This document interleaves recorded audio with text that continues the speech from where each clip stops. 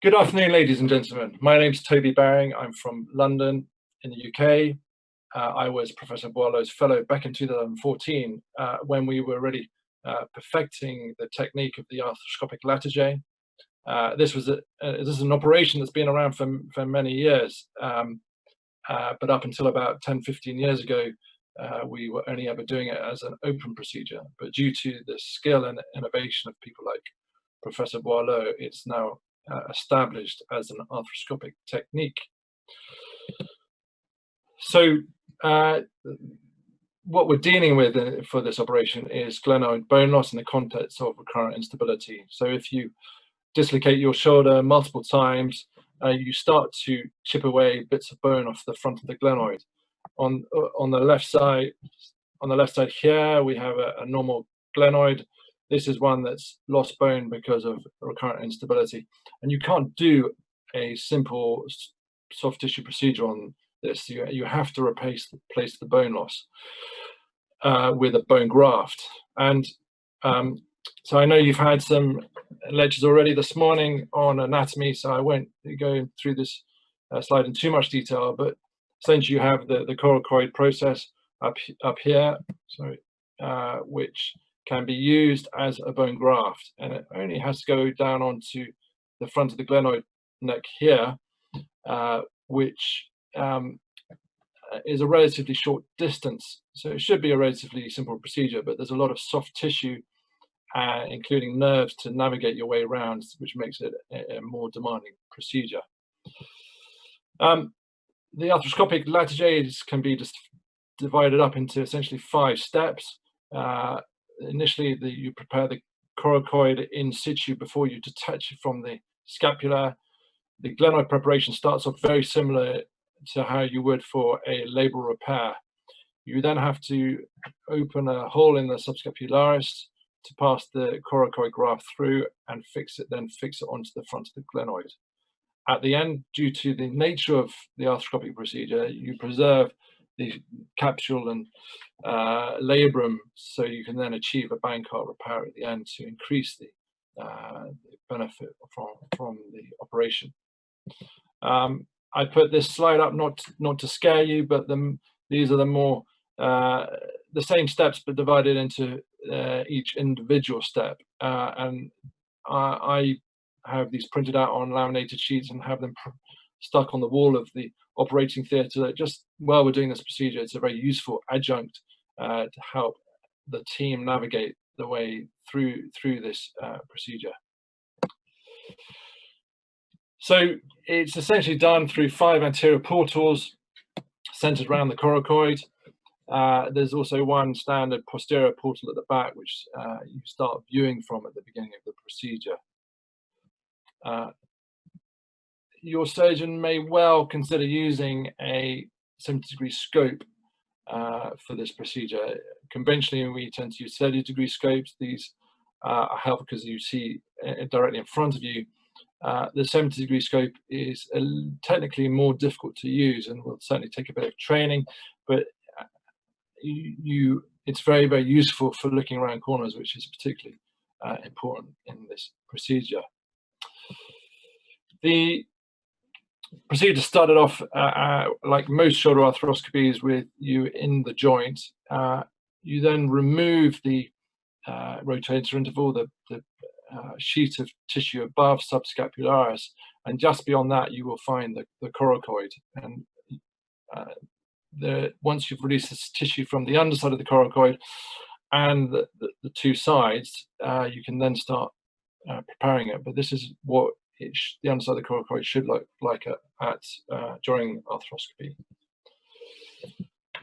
The first part of coracoid preparation is to flatten and decorticate the underside of the coracoid, and this is done using this oscillating rasp. Smith & Nephew, who make this arthroscopic Latarjet system, don't actually provide a driver. We use the driver made by Conmed, which works very well. But basically, this rasp oscillates in and out to flatten the underside of the coracoid and expose cancellous bleeding bone, which is ideal for grafting. The next part is to use this tripod drill guide. It's got 3 arms that clamp around the tip and the side of the coracoid and center the drill bit on the coracoid. These drill bits are cannulated, so once you've drilled through the coracoid, you take out the central male part, leaving the cannulated drill segment, which you can then use to shuttle sutures through. So there you go. So once you've drilled the coracoid and shuttled through the suture, you pull through the anterior endo button. So this is the button at the front of the coracoid, which is going to help clamp the coracoid on. There is a loop of very strong suture attached to this endo button, which is going to be passed through the glenoid, and another endo button at the end of the procedure is attached to complete the construct.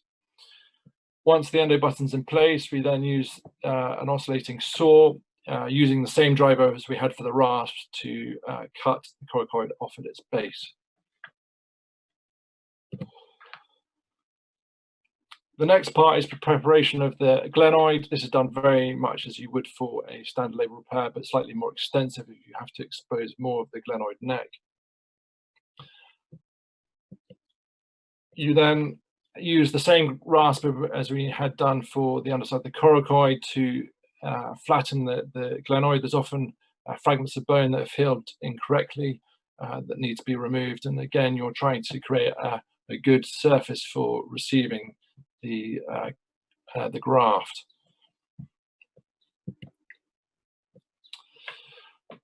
Next part is to drill the glenoid tunnel.